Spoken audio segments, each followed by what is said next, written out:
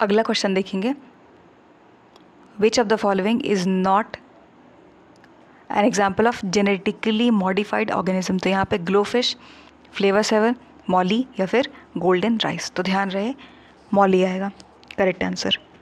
Fish है, a kind of fish, natural species है। अगला क्वेश्चन है, करेक्ट स्टेटमेंट बताना है। Correct. Umbel is cymose inflorescence in which short flower stalks spread from a flattened receptacle। तो यहाँ पे जो ये इनकरेक्ट है क्योंकि रेसमोस होगा। यहाँ पे कॉपी में आप नोट कर सकते हो कि अम्बल is a racemose inflorescence. Racemose का मतलब क्या होता है, ये स्पेलिंग है। इस इन्फ्लोरेसेंस का मतलब क्या होता है, इसका मतलब होता है कि all the flowers stock arise from common point at the top of the stem. Copy में आप नोट कर सकते हो। तो ये वाला तो गलत है, करेक्ट पूछा था। अगला है कि racemose is an inflorescence in which sessile flowers are borne basipetally. तो यहाँ पे बेजी पेटल नहीं होता है, यहाँ पे एक्रोपेटल होता है। लिख सकते हो आप एक्रोपेटल।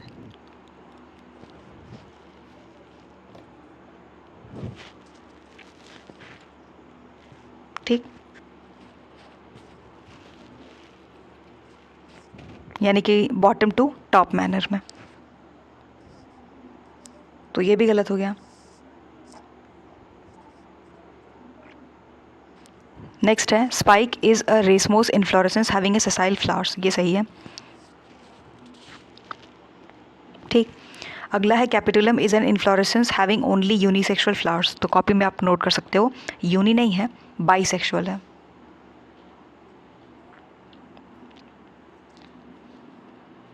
ठीक, जैसे कि जो सनफ्लावर होता है ना, तो उनके कैपिटुलम इन्फ्लोरेसेंस बोलेंगे तो वहाँ पे देखने मिलता है। Select the correct statement, third one is the correct. बाकी सब गलत है, गलत क्यों है हमने देख लिया। अगला question, photomorphogenesis in response to red and far red light is regulated by. तो ये जो है रेगुलेटेड होता है बाई फाइटोक्रोम। फाइटोक्रोम। और ये जो क्रिप्टोक्रोम है, इसको आप कॉपी में नोट कर सकते हो कि ये cryptochrome respond to blue light, नीला कलर। क्रिप्टोक्रोम। ठीक, इसका करेक्ट आंसर क्या था, फाइटोक्रोम।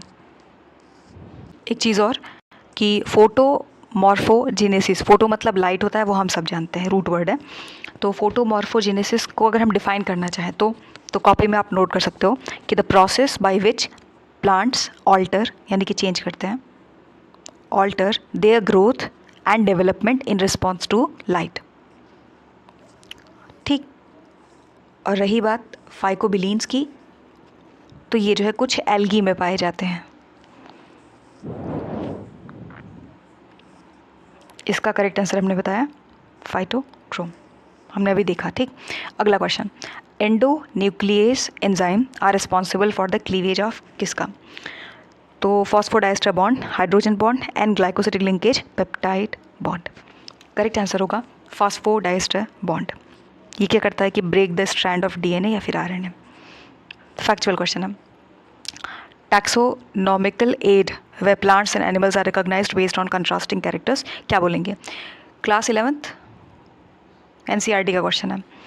यहाँ पे करेक्ट आंसर आएगा की मोनोग्राफ क्या होता है, treatise on a subject as biographical study. Herbarium क्या होता है, फाइल आपने बनाया होगा ना बीएससी वगैरह में, तो collection of preserved plant specimens, ये होता है।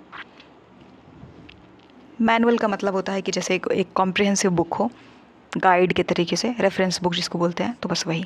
तो करेक्ट आंसर क्या होगा यहाँ पे, की is the correct answer. Copy में नोट कर लेना।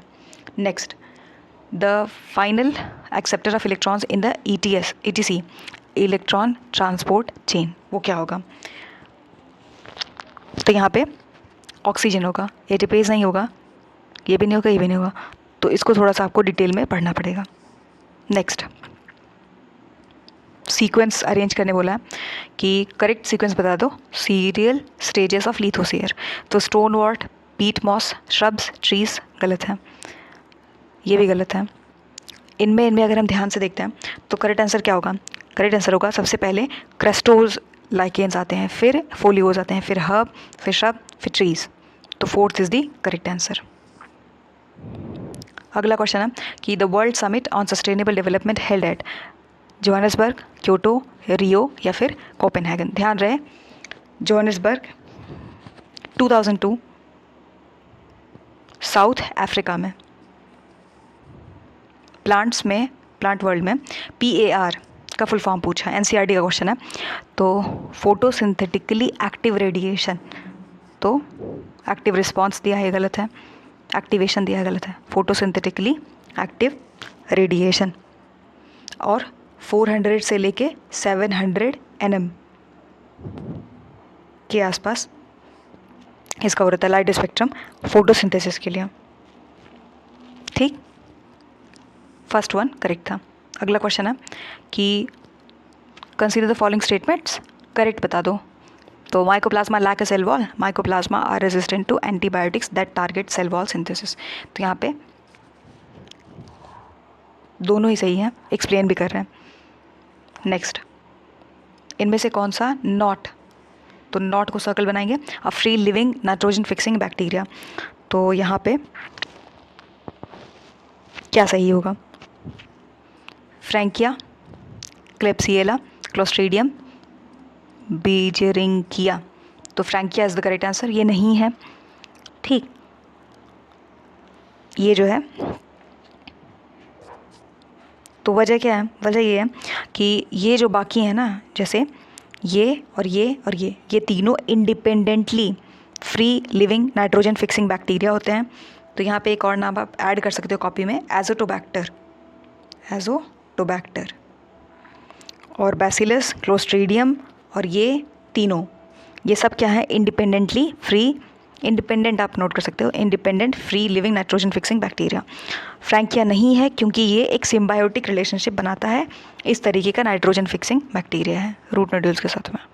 फ्रैंकिया नहीं है, नॉट पूछा था, यही सही है। तो जो मैंने अभी बताया उस कॉपी में आप नोट कर लेना।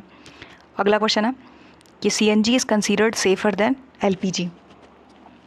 सही बात है, LPG releases CO2 and is difficult to disperse. तो ये इसको एक्सप्लेन कर रहा है, इसलिए 1 के साथ जाएंगे, बाकी इनकरेक्ट है।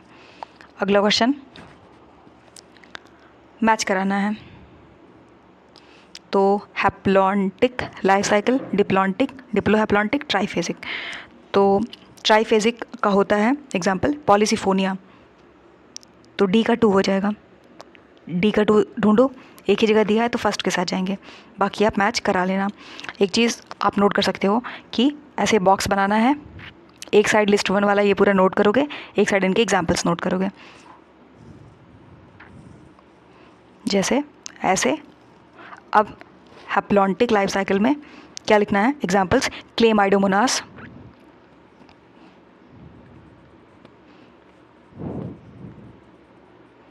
यूलोथ्रिक्स,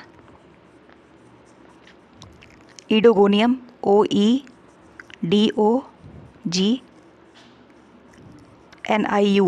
ईडोगोनियम 3 हो गए। और स्पाइरोगायरा कारा, स्पाइरोगायरा, और नेक्स्ट था कारा, ये सब हैं। इनके एग्जाम्पल हैप्लॉन्टिक लाइफ साइकिल के एग्जाम्पल्स हैं। I repeat, Chlamydomonas, Ulothrix, Oedogonium, Spirogyra, Chara, ये सब के सब ज़ैंथोफाइसी के मेंबर्स होते हैं। डिप्लॉन्टिक लाइफ साइकिल का एग्जाम्पल क्या होगा? इसको अभी मत देखो, इनको मत देखो, इनको मत देखो अभी। ठीक, अभी हम क्वेश्चन को सॉल्व नहीं कर रहे हैं, अभी हम कॉन्सेप्ट को देख रहे हैं। तो डिप्लॉन्टिक का एग्जाम्पल होगा फ्यूकस और सरगासम। डिप्लॉन्टिक हो गया। नेक्स्ट तीसरा डिप्लोहैप्लॉन्टिक, एक्टोकार्पस,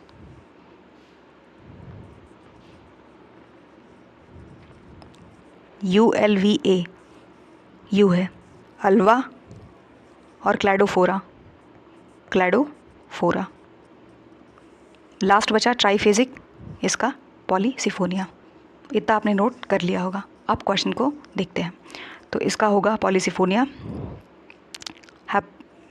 तो एक ही जगह दिया है 2, तो हमारा फर्स्ट करेक्ट आंसर है। बाकी आप मैच करा लेना, जैसे कि हैप्लॉन्टिक का दिया है क्लेमाइडोमोनास, डिप्लॉन्टिक का दिया है फ्यूकस, डिप्लोहैप्लॉन्टिक का दिया है एक्टोकार्पस।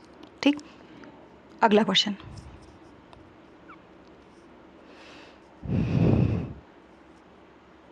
कॉमेंसलिज्म बताया था आपको कि C प्लस एक लैंग्वेज होता है, तो प्लस और ज़ीरो। ठीक, तो ढूंढो प्लस ज़ीरो कहाँ है। प्लस माइनस पैरासिटिज्म हो जाएगा या फिर प्रेडिएशन हो जाएगा। प्रेडेशन मतलब लायन है, डियर को खा गया, वैसे ये माइनस और ज़ीरो है तो मतलब ये हार्म और ये अनअफेक्टेड, तो -0 मतलब अमेंसलिज्म हो जाएगा। तो ये भी गया, ये भी गया। प्लस प्लस मतलब म्यूचुअलिज्म हो जाएगा, माइनस माइनस आएगा तो कंपटीशन हो जाएगा। यहाँ पे +0 तो हम डी के साथ जाएंगे। NCERT में टेबल दिया है, उस टेबल को बाय हार्ट रट लो। रटना नहीं, इसमें समझना है ना, सोच के देखो। मतलब सिंपल सी बात है कि अगर लायन आया, इसने डियर को खाया, तो ऑब्वियस सी बात है प्लस, यहाँ पे प्लस होगा, यहाँ माइनस होगा। ठीक, तो ऐसे ही करके अगर थोड़ा सा आप कॉन्सेप्ट समझ रहे हो, पर वो प्लस माइनस वाला जो है ना, उसको मल्टीपल टाइम्स आपको देखना होगा ताकि वो लॉन्ग टर्म मेमोरी में सेव हो जाए। और ध्यान रहे, जो HTET PGD का जितना भी पेपर मैंने सॉल्व किया है वहाँ पे मॉलिक्यूलर जेनेटिक्स, वहाँ से 4 से 5 क्वेश्चन देखने मिल रहे हैं। और इस टेबल से, ये कॉमेंसलिज्म वाला है, मतलब स्पीशीज़ इंटरेक्शन से हर साल 1 क्वेश्चन या 2 क्वेश्चन पक्का देखने मिल रहे हैं। तो ये आपके एग्ज़ाम में हर साल देखने मिलता है, तो एक तरीके से काफ़ी इंपॉर्टेंट हो जाता है। 4th सही है। अगला क्वेश्चन न्यूमेरिकल है सेल पे, यानी कि न्यूमेरिकल सॉल्व करके जाना है। The number of chromosomes in a somatic cell of onion 16। How many DNA molecule are there in the root tip cell of onion during metaphase. तो मेटाफेज में 2C हो जाएगा, तो 2 × 2n भी बोल सकते हो। 16 मतलब 32।